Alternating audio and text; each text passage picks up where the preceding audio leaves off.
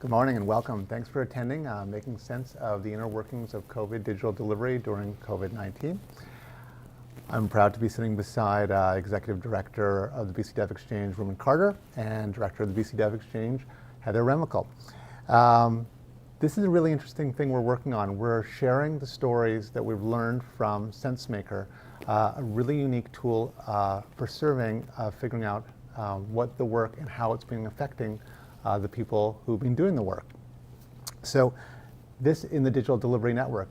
This is going to be about 30 to 40 minutes and followed by questions and answers. We use Slido, a tool that's interactive. We'll have some surveys in it, and but please ask questions. And when you see someone ask the question and you're like, I like that question, have thumbs up it. Keep clicking it, and I'll follow throughout the whole session on what the numbers are, and the highest ones will be picked. We want to hear your questions and we will answer your questions. So this can't be done without people like James McKenzie, who does the video to make this fantastic, Sarah Shams, who's part of the live streaming, and of course our designer for all of our posters, Inderdeep Singh. Thank you very much. At the end, we'll be sending you a survey. Please take a moment to do it. I read every question and I want to know what you're thinking so we could continually improve it. They can always be better. We want to know, and also what you want to hear in the future. So thank you very much for attending, and I'm going to send it off to Ruben. Thanks, Ari. And yeah, thank you, Sarah, on the camera, and James on the audio, Inderdeep. It gets a bit meta right away, but it really is all about community. Good morning, everybody. It's an absolute pleasure to gather with you today to share stories, observations, and learnings from our experience responding to COVID-19 in the BC government. It's mind-bending for me to think that we're coming up on a year since my phone first rang with a colleague asking for help with a pandemic response problem. To be perfectly honest, I thought our team, our lab, which started out as a humble GovTech incubator, an accelerator under the auspices of the BC Developers Exchange, was going to have the whole coronavirus thing pass us by. Because at that point, Heather and I had been in our jobs for about a year and a half and working mostly quietly to stabilize and build a sustainable operating model for what one of the directors of a regional economic development org calls our secret lab. I'll leave it to Heather to validate this in a sec, but I'm pretty sure she and I job crafted our way into this work for similar reasons. I'm a former wildlife biologist, former lawyer who's constantly looking for any lever, any tool to influence positive change in the public sector. And in the 21st century, a tech-centric startup at the edge of government seemed like a great place to work for change, even if some members of our dev community quite reasonably and still do wonder what the heck I'm doing there. Fair. Thanks for opening, Ruben. And Ruben and I both talk quite often about the importance of public impact to us in the work that we do, and it's sometimes hard to sense what that is, but if I reflect on where I was when I was 15 years old riding my bicycle around what is the Jutland area in Victoria, and I ran across this building called the Ministry of Sustainable Resource Management, and I thought, that's what I want to work on, because I had spent time in our natural places caring a lot about how we care for them, and also becoming concerned when I was starting to learn about some of the ways that we were managing our landscape that felt like we weren't doing a very good job. And I thought, who's making these decisions? And so I sought a public service career and found myself as a geographer in the natural resource ministries, and then realizing that it wasn't just about being on the landscape, it was about working with people as well. And then technology is an interesting space for me. I'm an accidental technologist coming into the space because we use tools, we use information to make good decisions. So back to how do we make good decisions? And so that's why I'm in the technology space. But as we'll get to it, it's not just about tech. To say the least. So not to spoil this entire thing today on the second slide, but our experience, our deepest learnings in COVID response, as well as frankly in the preceding months, have been all about people. Policy and technology have definitely been in the room with us. Heck, we even have some blockchain shizzle in the mix. But for us, every day, every project or product, every workshop starts and ends with humanity. So wishing we could be sharing this time and space with you in person, let's express another of the things we've all learned this past year, and that is that to make the best of circumstances we're given, and in the best way afforded to us today, and asking for Ari's help with this, we'd like to ask you to take a quick moment and tell us a bit more about yourself, so we can better know who's here with us, so we can do our best to connect most meaningfully now and in the future. And as you're doing that, I'd like to start by sharing that as I was writing the notes for this next particular slide that's coming up here, doing so on the day before the Moosehide campaign day in Canada, honestly, I was nearly overwhelmed by emotion, because as our work's grounding principle in people, we are at least equally grounded in purpose and place. I'm the stepfather of 2 young girls, and I work so that they might never experience the violence and unequal treatment that is epidemic for women and people who find themselves today in a minority place, in a place that has been their home since time immemorial. I'm the son of a man who is an honorary elder, an honor bestowed to him for his work in healthcare and conservation of the Lightning 10 people who call what is now Prince George home. And I am a humble, grateful resident and settler of a place that is the unceded territory of the Saanich and Lekwungen speaking peoples. Where my feet touch the earth today, and it just happens that I'm looking towards the northeast. If I could look through the wall in front of me, but I picture in my mind Bacalls, a mountain pictured in this photo, the region's high point of land that's just a few kilometers away. For generations, it has been a place of gathering, near the border of the Saanich and Songhees and Esquimalt peoples as they are now known. I acknowledge with humility and gratitude this land, these people, and their grace in cohabitating with us during times that have been challenging. In that place, often a place of the exchanging of stories after going out to seas that were unknown, those peoples came together in that space at their territories. And it occurs to me that we're coming home potentially from journeys, from long winters, and emerging into co-creating a shared future. And so it is, I think, appropriate, very appropriate, that we signal where we are, why we're here, and the history of sharing in this place.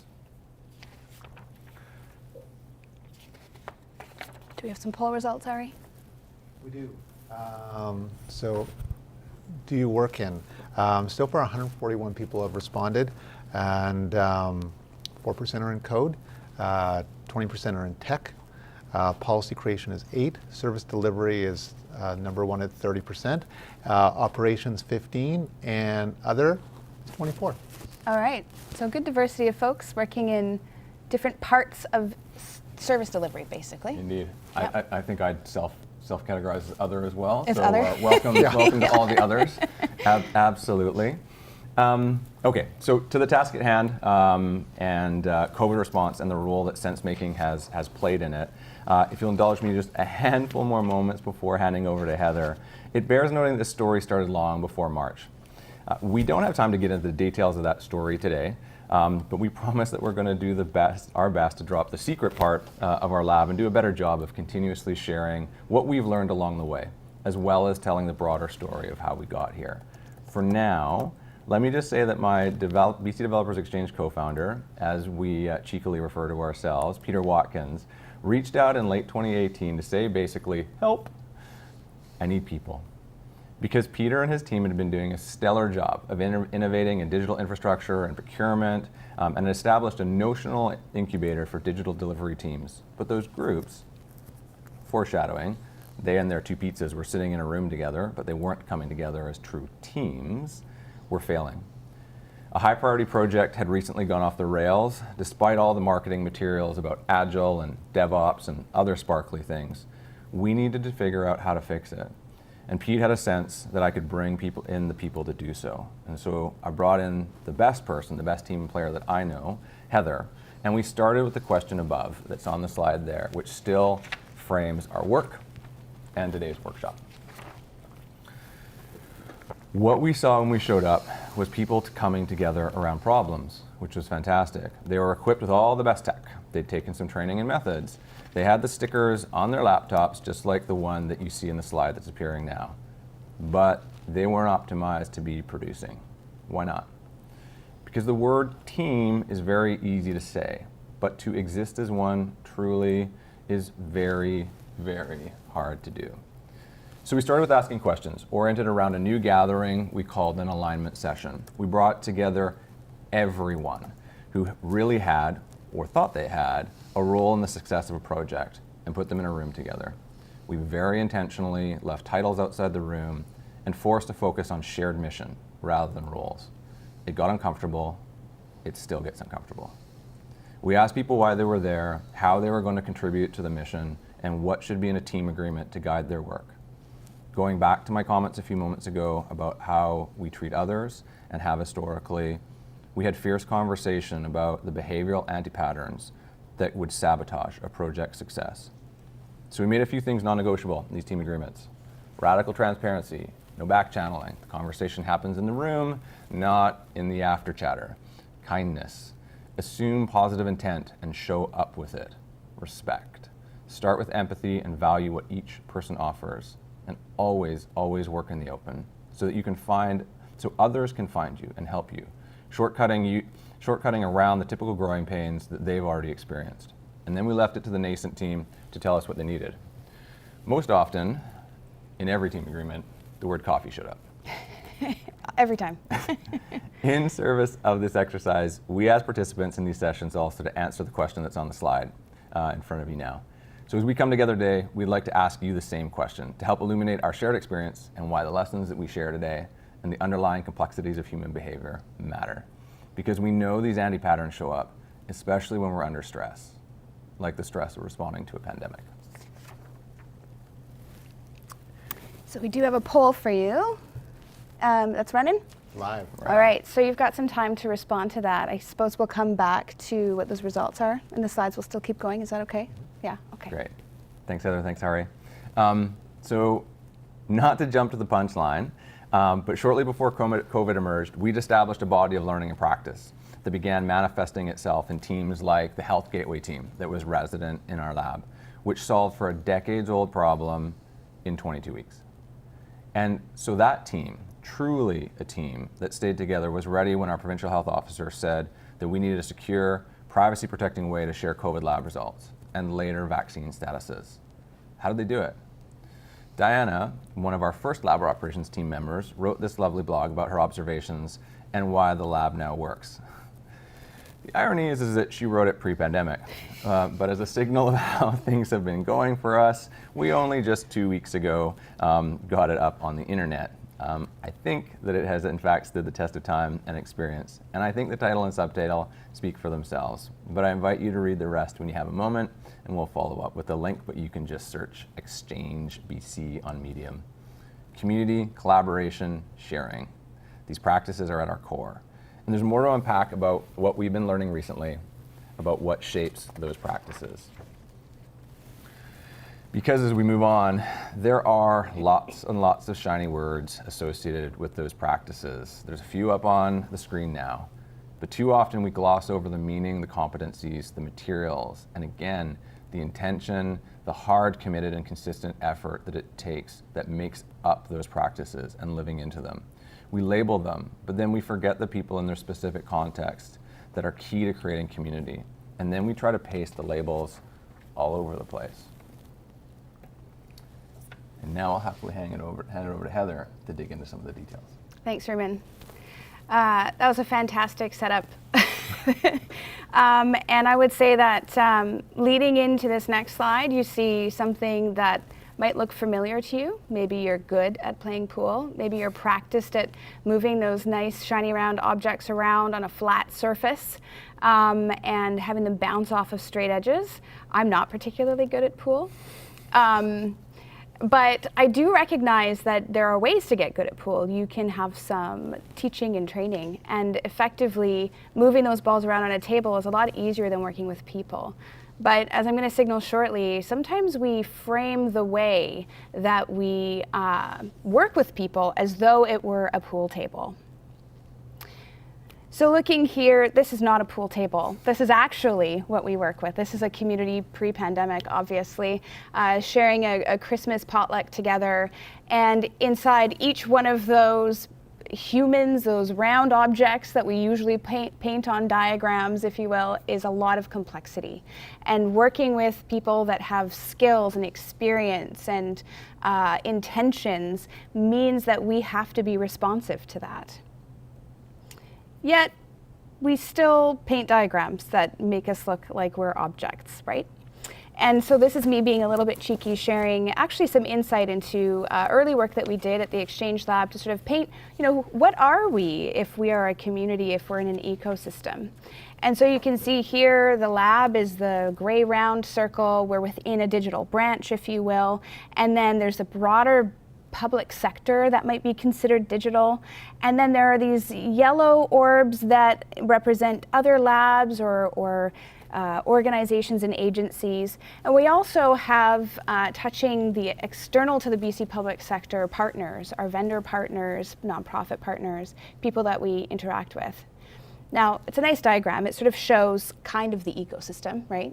And I'm also being cheeky, and I'm borrowing from Cognitive Edge, the Cognitive Edge team's work, Dave Snowden's work on complexity, sharing the Cynefin framework, where you see me pointing an arrow between what's the complex habitat that we actually inhabit when we're dealing with organizations and people and challenging problems to solve, where we engage our ecosystem to work with us to probe and sense and respond to those challenges. And I'm being cheeky and I'm sort of saying, oh, look at how nice and tidy it is. These maps are helpful for us to sort of get a sense of what's going on, and we have to always dig in deeper. I'm wondering, Ari, now might be a good time. How many folks do we have do we have a good response to how people are feeling about Teams? Yeah, we have 82 people responding, and I'm going to stop it now, and I could share a couple if you like. Yeah, I'd love to hear just a few. Okay, so bullying, silo mentality, exclusion, resistance, reluctance, lack of trust, self-agendas, closed-mindedness, major frustration, disengagement, people not in leadership roles, stepping up. Whoops, it went up on me. Feeling of working in silos, it was frustrating, sometimes confusing, irritating to find out that other staff might have already worked things out that I didn't know about. Yeah, Totally. All of those things are going on for people when they're working in these complex situations, right? Those are frustrations that you get when we haven't optimized the conditions, when we think that we're working in spaces that are round little circles and there are boundaries between us, when really there aren't. And so that is definitely a good account of some of what we hear, particularly when we step into products and teams that are on the move and really churning and struggling. And so one of the first things we do is like, how is it going? How are you feeling? What's getting in your way? And how would you like to optimize? Did we ask the other question yet? I'm going to ask it now. Ask it now. So now we want to hear you share, think about a time when you were on a really high performing team had a great experience with a group of people. And what were the attitudes and behaviors, of course, that you experienced? So back to the lab story. Going a little bit more granular, you see one circle here, and this circle is representing movement and experience and learning. This was a couple years ago, we worked on getting some analysis done of labs like ours, as well as looking at the experience people were having in our lab, and we uncovered what was a value chain or value stream, where we go from building talent and knowledge to identifying some complex service challenges, supporting project and team delivery, and then developing ongoing support for teams that we work with. And you can see that we are sharing that learning across the organization through developing more institutional enablement, and then also improving our operations. And so all of this is a great map that sort of says, here's how we operate in normal times. And then we go even deeper. And so when we're doing continuous improvement, we sort of get a focus on who are the people who are engaging with our processes and how might we improve the experience for those people. And so our team is actually just about to embark on a bunch of workshops to sort of discover how is that value chain actually working and what else could we do. And all of that takes a lot of time. Not something you can do when you've got rapid digital delivery on your doorstep, when you have COVID-19 knocking and the Minister of Health and everyone else. So stepping away from all those details, we sort of said, what is really at the core of what we have to do? What are those conditions we need to optimize? And our hypothesis really is that there's these 3 conditions that we need to pay attention to. And we've borrowed this from the knowledge base of people working in digital delivery and agile methodologies. So this might be familiar to you if you're there. But effectively, what is the right problem to solve? How do we know it's a problem? We need to make sure we do that. And we need to couple that with understanding how can we optimize to solve that efficiently. And that really comes down to people again. And then optimizing for high quality. Who has the talent and skills and tools that are going to make sure that we really meet the user's needs? And of course, what are the people's needs that are going to be receiving the service we're delivering? So we have this hypothesis that if we move to that sweet spot, if we balance for those conditions, we can really make sure that we are going to optimize the results for people who are giving us tax dollars to make sure that we're meeting their needs. So at the beginning of the pandemic, we said, well, we have to drop our lab delivery model. We're not doing that. I mean, as beautiful as it is and as much work as we put into it, it went on pause. And we said, okay, let's just get to the basics and make sure we're paying attention to what really matters, the people who will help us optimize these conditions. So perhaps we'll just break there before moving on to Rumen. Any responses to folks sharing positive experiences? Yep, we got lots. Let me just lock that down. That one actually came in much faster. People want to share their positive. Awesome. What I saw initially was a lot of trust, a lot of respect, but now I'm sharing it with everyone to see a lot of teamwork, fun. Like it's fun. Lots of support from each team members, although different personalities, we all just click together. Everyone feels truly accepted, valued, appropriately challenged and supported. A group of people who truly care about the work, their team members and their users. I mean, yeah, lovely. Great. So you've now, everyone on the call has had a moment to reflect on what could be really positive in the experience. So Rumen, how did all this shake down? Well, before getting into that, I'm reflecting on one particular word that came in, which is trust, which always does. But trust amongst a disparate group of people, and many of whom are unknown to one another. It doesn't just emerge. It doesn't just appear. Of course, it has to be created with intention. And over those years that Heather was describing, preceding March of last year, that is what we had worked hard to build with some of our key partners. We're a little place, little team, a secret lab, and yet, in March, when in the first instance it was our need to source PPE. And then it was, a senior service, BT 211, that had fallen over immediately after being extended across the province to support seniors. And then it was the BC CDC wanting to implement a chatbot so that they could address the volume of questions that were coming in so reasonably from residents around BC. Because of that trust and because I had unfortunately given away my phone number, it started ringing, and that just started the ball rolling. And as Heather described, we had to pivot. We were all working at home. Our lovely map of our known territory was thrown away, and instead, unfortunately, what we had with us, metaphorically speaking, as did others, was a compass or compasses, and we started applying that in terms of finding our way together forward. In that, we were always listening and sensing, the ecosystem around us, including, on the big bad internet. And one of the things that we came across, because, we are, fans of cognitive edge and Snowden's models and whatnot, was a blog post that's represented here in April, and talking about, the fact of the step change that we were all moving into, and the need in that case for in-event learning so that we could capture the most value, if you will, from what some have described as the potential at that time COVID dividend of positivity. And so, certainly cognizant that we've been trying to sense and learn and document our learnings as we've gone, we knew that this was a critical time. And so we made every effort to engage Cognitive Edge, in respect of making use of their Sensemaker tool and reaching out to our broad community, which has, morphed into what we describe as a digital delivery network, to connect with them and find out, what they were doing and how, as we convened, regular stand-ups and shared awareness sessions and the like. And we used a tool, and you've heard this course in the title, called Sensemaker, which is something that Cognitive Edge has developed. And what that allowed us to do is, as people were working through their challenges, they were able on their phones just report in a very very easy but substantive way in respect of what was going on in their work as they worked across this digital delivery network, where across government and across British Columbia now in this virtual fashion, we had a group coming together that was boundaryless. but there was, of course, space between us. But we all came together around this notion of shared mission. And I'm laughing because Heather put the Gene Roddenberry in there, and a bit of boldness of going where, you know, none of us had gone before. It's a public service value. Courage. It absolutely is. So, you know, why did we deploy this tool?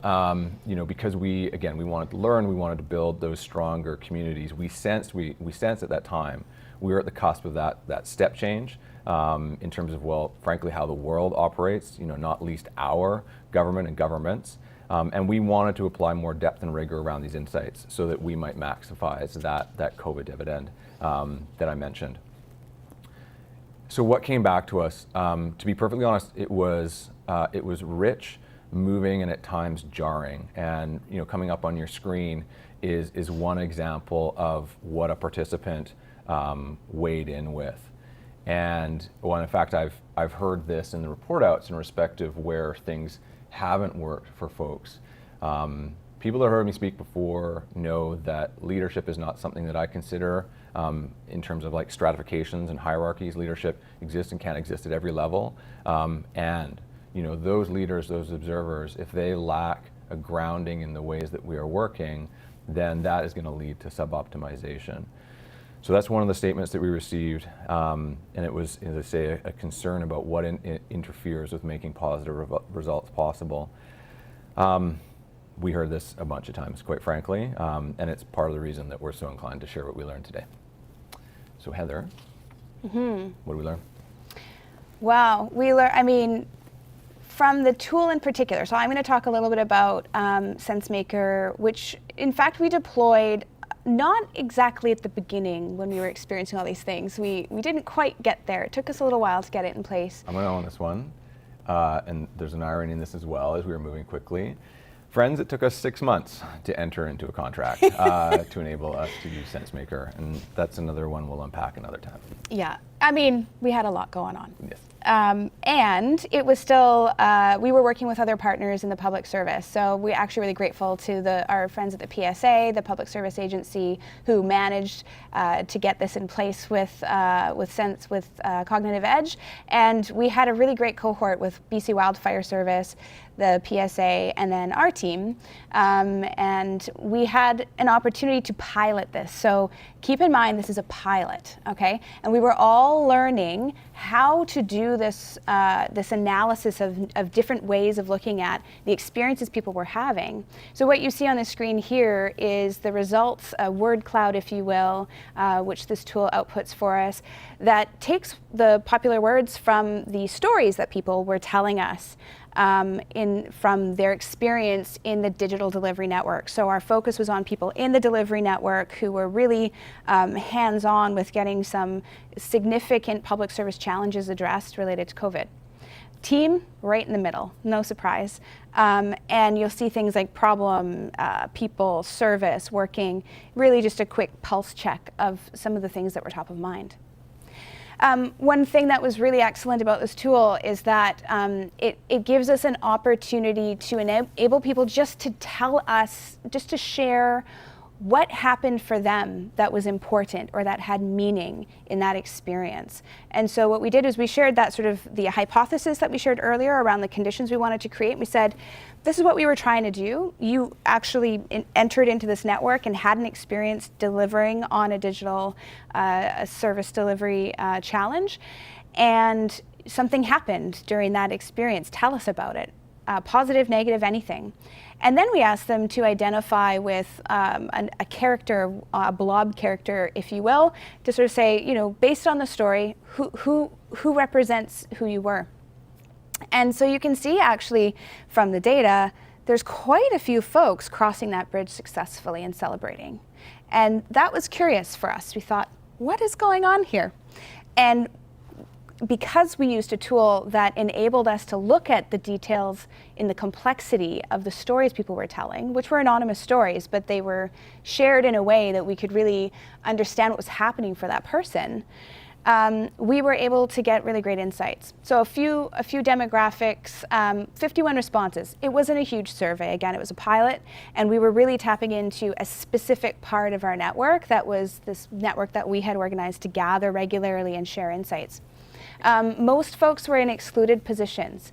That was because these were the folks that were responsible for generating the conditions of the teams that were delivering. And so they were making the time to get into the network and sense what was going on, and then to help deploy resources as we needed. And half identified as male and half identified as female. We had a few folks that didn't identify their gender, and this is it was interesting to see. What's that? Oh. Is it my hair? Can you hear me? I'm having a Garth moment.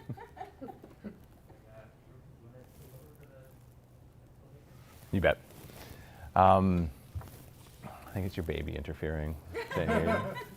No, Okay, I'll move to the next slide. no, you've been working too hard. So some of the things that came out in terms of observation is that the majority of folks indicated a highly positive and positive experience. People who told positive stories, this ties back to our survey work, even in this session, told stories about, collaboration, true collaboration being a key factor. And apropos, so much of what I think, the vast majority of people, with us today are aware is that those positive experience skew towards that solving the right problem as a key in resolving challenges. I mentioned earlier our alignment sessions, and so much of that is about not jumping to solution, not jumping to the potential tools at hand, but rather making sure that we're solving the right problem. We could spend actually another couple of hours with you talking about the again, anti-patterns and the ways in which this didn't work in COVID response, and so much of that centered around not solving for the right thing, which is based on not talking to the people that we were seeking to serve. So to drill down on those positive experiences, to let you, in the next slide, and some of the outputs, is that over 30% of respondents value collaboration the most and prefer leadership and direction over a sense of autonomy. To be perfectly honest, coming from my biased perspective and how I like to roll, it was a bit of a surprise, but there's the data. And the large majority also identified as characters having successfully crossed over the bridge in that diagram you saw earlier, and part of a team, thus feeling very positive about what they had shared. Challenges were clear for them in their roles, and thus they were able to move quickly, creating positive impact on well-being and productivity, whilst being supported by team talent and good procedures, which, back to that notion of the digital delivery network and shared awareness, shared learning, was and continues to be a key tenet of that group. It's incredible to see how folks, first in early days, through solicitations from us in terms of, who needs a hand, now coming naturally, if somebody has a challenge, they're now able in an open community, making use of our enterprise deployment of Microsoft Teams, they're able to reach out to hundreds, if not thousands of people, ask that question, and the responses are quite incredible. I'm just going to pause and check in. Heather, how are you doing? Good. I think you can hear me now. Yeah? We're good. All right. Back to you in the negative experiences, actually. Oh, I'm glad good. I got to carry the positive one. I get to be the downer. Okay, that's all right. Thanks, Ruben, for that. Maybe just thinking about this tool, if you're curious about those triangles, those are known as triads, and they're very thoughtfully put together. The research that the Cognitive Edge team has done around the world with a diversity of groups of people to understand sort of what are the dynamics that happen between things that are elements that are sort of different. So you'll notice we didn't perfect this in our pilot. We learned a lot from the team and the experience of putting these together. And so going forward, of course, we would probably adapt and change the way this rolls. But we did get some really interesting feedback. And one thing in particular that was of interest to the Cognitive Edge team was this focus on being clear on the problem. Apparently that doesn't show up very often. Apparently, jumping to the right solution is actually, I think we've heard this lots, jumping to solution is a thing that we have to manage for. And my hypothesis is that we really architected well for that with this group. We spent a lot of time focusing on that. We have members in our delivery network that are very focused on user research and the importance of that. And so we saw a skewing towards solving for the right thing, being clear on the problem. So on the negative experiences, really only 7 of the 51 were negative. And when we looked into the details, there were a variety of factors, everything from reorganizations, a lack of resources, and an interesting one that crept up in some other elements of storytelling was this, that people were unable to move quickly because they were fearful, worried about taking the wrong step. And that definitely is something that we see all the time at the lab. And we see it all the time with our partners at the lab when we have plenty of time to make decisions. People are worried about doing the wrong thing. And so back to that public service value of courage, it actually takes community and a supportive community and psychological safety to develop the courage to overcome that fear. So it was so critical that we had those 3 times weekly sessions with the delivery network to say, how are you doing? What do you need? We've got your back. But still, other people outside of that network or outside the organization were challenging our ability to deliver because they didn't have those supportive conditions necessarily. Heather, if I can add like one particular thing to that, because it wasn't just us providing, like that psychological safety, if you will. Like when teams had the greatest success, like their leadership, their structural leadership, their ADMs were in the room with them. And that was a key differentiation proposition. Interestingly, we'd worked with one of these teams previously, and their ADM hadn't been as present. This time around in COVID response, she was there, and it was incredible to see how that team came together even more strongly. We recognize it's hard for executive, to be in the team room with the team, but in terms of like the positive outcomes that come from that, just clarity of purpose to that psychological safety and to building that trust, it's been absolutely critical. And so it's, we won't name names, but shouts to those senior executive who have been hands-on and nurturing this kind of experience to their teams. It's been a huge difference maker. Yeah, step change for sure. Yeah.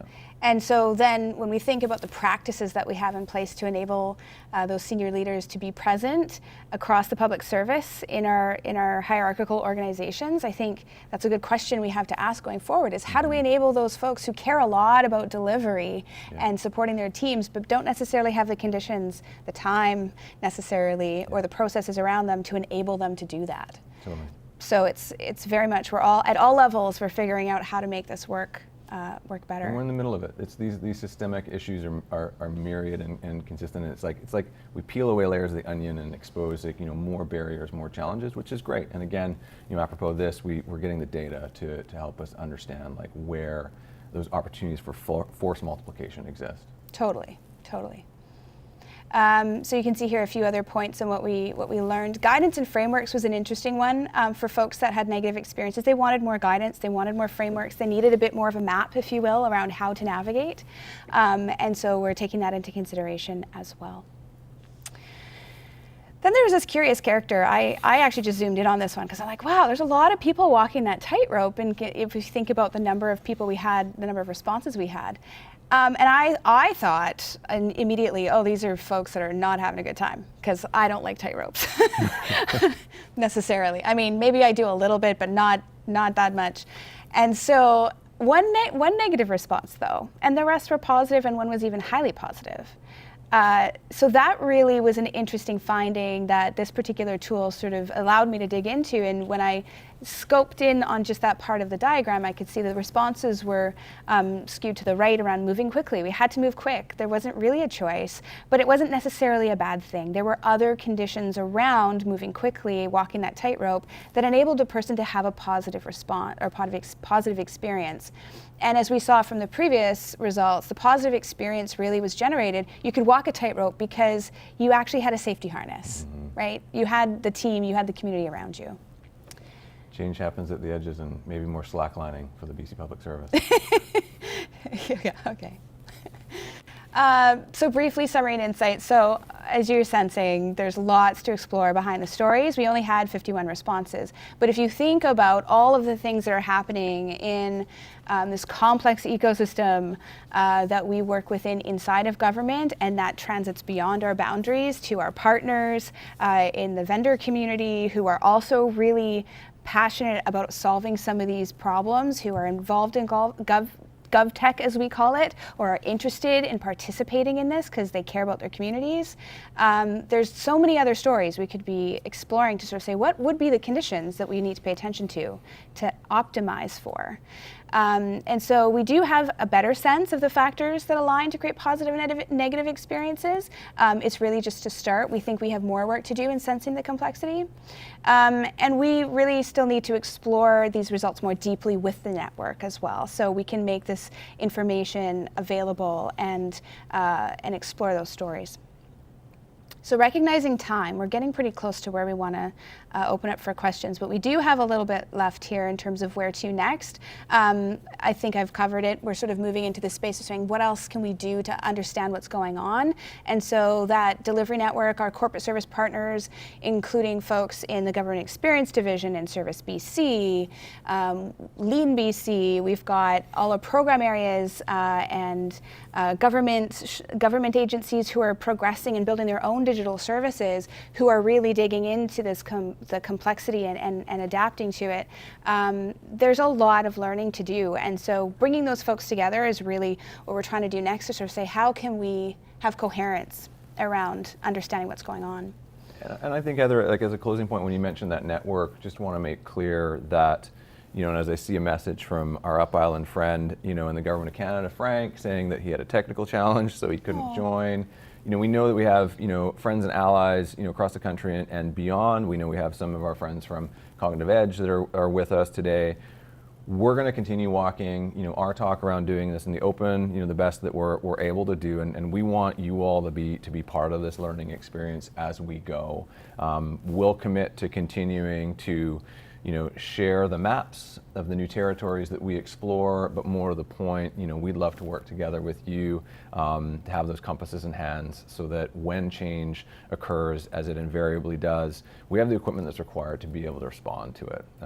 So yeah, as we consider what's next, I want to thank you for what's gone on, you know, in the public service these past 11 months. Very much all of the allies working together, you know, with us, and excited to keep learning and keep progressing.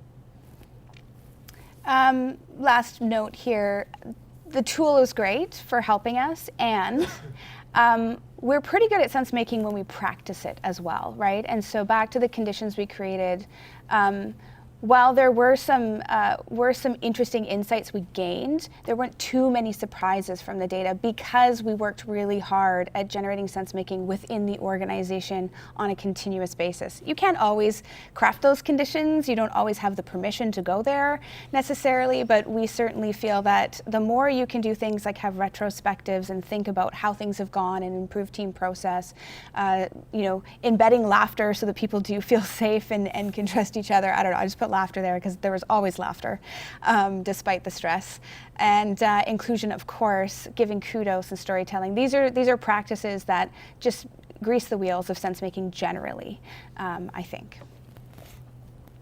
So what else did we learn that Sensemaker didn't sense? I think if we go to questions now, we'll probably share a little bit more. Does that make sense? I think so. I'd love to hear from people. Great. We got lots of questions.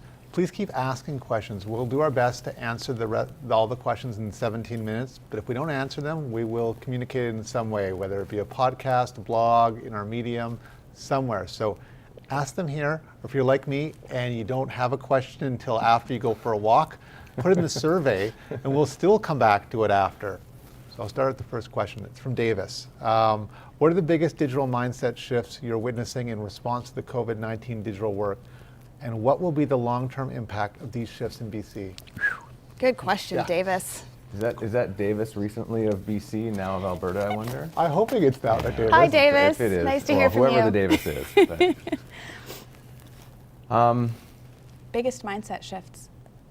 I think that what we're seeing mostly is a belief in what is possible. You know, like we've talked about it, and you know, of course, you know, Google's Aristotle project speaks a ton about psychological safety. I think that the positive experience, as came out with Sensemaker, from this experience, has given people, an additional, sort of store of courage, and it has, made it, much like the mostly apocryphal story about how, after Bannister broke the 4-minute mile that was deemed, humanly impossible, that, and the numbers vary. I think it was actually about 2, but people talk about hundreds of people immediately breaking the 4-minute mile barrier. That's what I'm seeing, is a belief in the possible, and that's super exciting to me. And in particular, in respect of that belief in the possible, is an understanding of the need, as we've talked about so many times here, in showing up with humility, with grace, with a beginner's mindset, and seeking to be part of a team, and that being the key lever for that success and that art of the possible. I see that mindset shift happening, and it excites me greatly. Yeah, I like that. I also, I thought about this yesterday, actually, when I was reflecting on the slides that we were going to share today, and some of the anecdotes. And something else that kind of came out for me was, I thought about Apollo 13 and that moment where they're on the spaceship, and they just I was like, how did we do all that stuff so quickly? And we did it with positivity and a can-do attitude. And when I reflect on it, I actually get nervous, as though I was watching that Apollo 13 team I'm terrible with stressful movies. I can't handle them. And so I gave myself almost a panic attack about my prior experience where I was totally fine. And what occurred to me was this notion of, you don't have an option. You have to deliver. You have to have this impact, and everyone has to come together. You need to do what it takes. Now, we weren't quite in space with no air around our spaceship or anything, but it did feel like that at moments. And so I reflected on that as that 4-minute mile might feel that way at times, right? When you're just like, I've got to do this, I've got to get across the line. But then after that happens and you reflect on what's possible, you can't expect everyone to go into space and solve problems or to run a 4-minute mile. And this is something else that we, as a network, especially after a year of doing this, have reflected on. It has been hard on people. People have burnt out, people are tired, and you need to take a break, right? You need to do your stretches and drink your water, and I'm sure the astronauts that, experience stressful moments come home and they need some time. They're not going to go up into space right again. So yeah, I just thought about that as well in terms of a mindset shift. Like, the public service is under a lot of pressure a lot of the time to do incredible things that are hard to do in suboptimal conditions, and we have to respect that and do what we can to give people time to regenerate as well. I don't want to stay just on Davis's question, but if you'll indulge me, I think another thing that bears noting, and I've certainly been seeing, is a shift in the individual and collective sense of the public service and public service. And what I mean by that is that, when things go sideways, whether it's healthcare.gov, or Phoenix, or our own, challenging, missteps with projects, we wear that, as the permanent professional service, and we feel it. And also, we hear, takedowns about, about government and the public service. And so that can lead, I know, to a bit of a lack of individual and collective confidence. What I'm seeing emerging is pride as well, and a well-founded pride, in the capacity of the public service. And by extension, what I'm seeing is an understanding that public service is not something that we, as public servants, who are paid, by the government, have the monopoly on. That all that we have done, has been a shared success working with myriad partners inside and outside. And I think that has been hugely about just breaking down the barriers between what is considered government and those that would seek to contribute, not as rent seekers from government and just getting a paycheck, but true partners. And all of that orients around, something, and you've referenced it with Apollo, that Mariana Mazzucato and others speak and write about consistently is the idea of shared mission. Yes. Right. Yeah. We've clearly had it in responding to COVID. We're going to continue clearly having it in respect of our economic recovery in all our jurisdictions. And might we again orient around that when we're all aligning around a new product, a new problem to solve, is make it clear to leave those egos, leave those rules at the door, and orient around that mission and focus there. Yep. Done, promise. Good question. Who's Thank next? you. Okay, next question. Do you have any suggestions for tangible things we can do with our teams to maintain momentum and positivity given current feelings of COVID fatigue? Coffee and chocolate. No, Yeah, totally. Well, Ice chocolate cream. first. Ice cream. Cold comfort, sorry. It's true. This team has a practice of showing up at like one of our fancy artisanal ice cream shops in Victoria, BC, and it makes a difference. Practical things to do? Well, I think for those folks practicing Agile Scrum in particular, there's so much to learn from your local Scrum Master Guild, I would say, a very active group of folks in the BC Public Service who are constantly sharing practices, tools, experiences that help teams to optimize their conditions, if you will. Those conditions include everything from managing work and prioritization and limiting their work in progress and reducing waste, as well as generating that sense of camaraderie, open communication. So there's plenty to read about, what the Agile practitioners, particularly Scrum Masters, do in those settings. I think from a practical standpoint too, really getting to know each other and spending time to understand what people need in the space. We spend time doing that. We can always get better at it. Our Scrum Master, actually, shout outs to Nan, she recently said, what about, have we really dug into our personalities yet as a team? And we have done that a bit, but we could do more, right? To sort of say, what are the modes that help us to operate optimally as individuals also? Back to the complexity in the system. Any other thoughts? Well, I was, giving you a pointer, there of plus oneing. This is controversial for some. There are some people that think you need to have a clear line, between, your life and your work. I think de facto for all of us, that's getting increasingly challenging, right or wrong. And in terms of practical things, is that, and I've mentioned it already around showing up as your whole self, is like, make that safe, make that acceptable. And create that psychological safety. And what I mean by that is the recognition that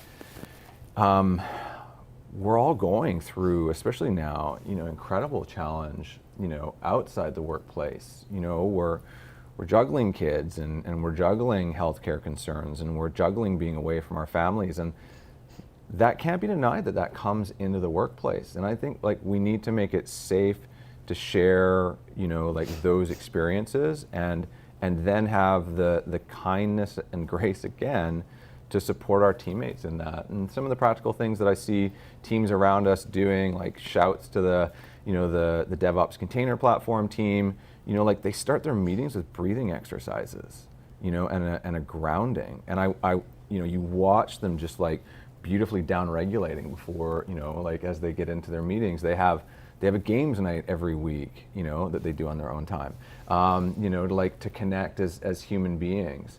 So I think anything that you can do to acknowledge and bring holistic health to yourself and to your teams is helpful. And as I say, to self is model it. There's nothing that stops each of us, within our gift, doing our best to model those kind of positive actions to go first. So do that wherever you are in an org. Yeah. One more thing I'd love to add is generosity and contribution. Teams that embrace the notion that the value that they're building together could be valuable to others, and then they actually take the next step to share that value with other teams. Not only does it leverage the value that you've built, but it feels really good to see others benefiting from the work. And so back to the platform services team, of course, they do this in spades, and they build a community that has really, really embraced that notion of, hey, I've solved for something. How can others benefit from this? Or, wow, there's a problem. I'm going to have to solve that. I'm going to do it in the open, and I'm going to make sure that I put enough effort in so that others can benefit from it, because I know it's going to come back to me somehow, because the broader ecosystem that are working with new tools, policies and approaches we're all figuring this out together, right, as the world changes. So just I think that also builds in terms of practice, like if you don't just face inward, but you also open yourself out to the other network of teams, that team of teams approach, it's very, very healthy. Open source everything you can. Yeah, as much as possible. Okay, Ari, we're averaging 28 minutes per question, so. Yeah, good job. How can we help leaders identify the right problems to solve rather than jump to solutioning? It's a big one for like 5 minutes left. Well, I got a short answer though, is the answers are humility, and taking an evidentiary basis. And I'll own this, like deeply, if you've done things a particular way in the past, if you've seen successes, it's just natural human psychology to apply those same methods and to jump to those same conclusions that will work again in the future. But again, actually, cognitive edge and the Cynefin framework is that in context of complexity, what has worked previously, the only thing you can be sure of is that it's not going to work again, because the conditions will have changed. And so the thing for leadership is, and actually I recall our teammate Justin sharing this as part of his personal practice with leaders, is find every way to encourage and again make safe as an insurance policy, as an underlying basis for the path in which a leader is taking, to ground it in evidence, in human-centered research and design. Because again, like based on the experience that we've had in COVID response, there is a direct proportionality between the extent to which teams have listened to humans and they've been successful versus jump to conclusion and not been successful. And again, no names named, but they're pretty clear. So to all the leaders at whatever level is take the time to sharpen your axe before you go hacking at the same tree that you've been successful cutting down before. Net new. I'll add Gemba walk. For the lean practitioner folks, this notion that if you walk the floor where the action is happening, you will gain way more intelligence and insight to be able to support, to serve your organization with good decision making, than were you to ask your organization to spend a week making a PowerPoint that gives you the minimal amount of information you possibly could ever receive. Totally. Yeah. You can't make really well, and I mean you can. There's this assumption that we make, a belief we have, which I believe is relatively false, that if you have somebody who's good at making a PowerPoint that can give you the 5 most important things, that you have enough evidence to make a decision. I haven't seen that pan out very well most of the time. I love designers on Twitter who describe the number of days since they've had a first-person interview with a research subject. Like the last time that they've done research. And I think that we need to bring that into our practice, generally speaking, whether we work in policy, developers or otherwise, is like challenge ourselves to do the Gemba walk, right? If you're an executive, to like get in the room with the team and by extension, get as close as you can to the people that you're seeking to serve. Because again, we know this, from the science that, the closer we make ourselves, and we have these opportunities today, to those that we seek to serve, the better we'll feel and the more effective we'll be. Yeah. I think we have time for one more, Ari. I just want to add one more thing. The teams get skin in the game from being listened to as well. Like when you talk to your teams, they start coming to you after a while and sharing with you. And that's just the values for the culture, and just the understanding is amazing. All right, last one. Budget constraints always seem to impact what solutions can be worked towards. How does your team stick handle that? Okay, radical transparency. Part of how we stick handle that is we don't sleep enough. And we drink too much coffee. And it's not good. No, it's not, and we're tired. That's the honesty. And economies of collaboration, back to open sourcing and sharing.